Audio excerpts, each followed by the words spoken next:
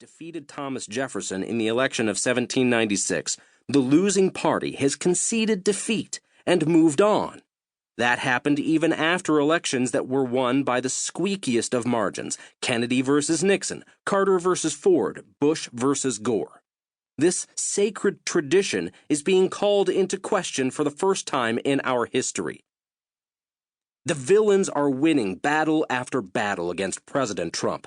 He and his aides are the target of several congressional investigations, illegal leaks by the deep state, daily lashings by the media, and special counsel Robert Mueller, who is examining charges of obstruction of justice. Much of Washington clearly views Mr. Mueller as their agent to rid the country of a president they despise, writes the Wall Street Journal. Every political and social incentive in that city will press Mr. Mueller to oblige, but you cannot topple a duly elected president based merely on innuendo or partisan distaste without doing great harm to democracy. There are villains on both sides of the political divide. Those on the left want to impeach Trump. Those on the right, people in his own party who are disloyal to Trump, want to invoke the 25th Amendment to the Constitution, under which the cabinet would remove the president and replace him with Vice President Mike Pence. Either course of action would amount to a coup d'etat. I wrote this book because the time is getting short to stop the villains from overthrowing our president. If you want to join the effort to prevent the villains from destroying our democracy, then this book, more than a year in the making and based on never-before-published information, is your essential guide. Prologue: The Obama Whisperer. Christmas time, 2016. I was having dinner in the White House when Susan Rice came in and gave me a dirty look. Susan is ferociously competitive, and it galled her that I'd been invited to have dinner with the Obamas while she'd been asked for coffee and dessert. The speaker was a close friend of the president's consigliere, Valerie Jarrett. She had invited him to join Barack and Michelle Obama in the family dining room, and he was recalling the moment toward the end of the evening when Susan Rice, the National Security Advisor, joined the group. Though she arrived as the dinner plates were being cleared away, Rice was actually the prime focus of the evening. She was there to unveil a plan to sabotage President-elect Donald Trump even before he had a chance to assume office.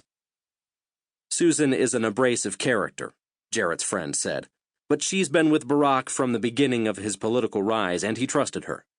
Michelle had a completely different take on Susan. She thought Susan was careless and reckless, a lousy advocate for the president, and she blamed Susan for a lot of things, including the clumsy way she handled Benghazi and the Bo Bergdahl prisoner exchange, which made the president look bad.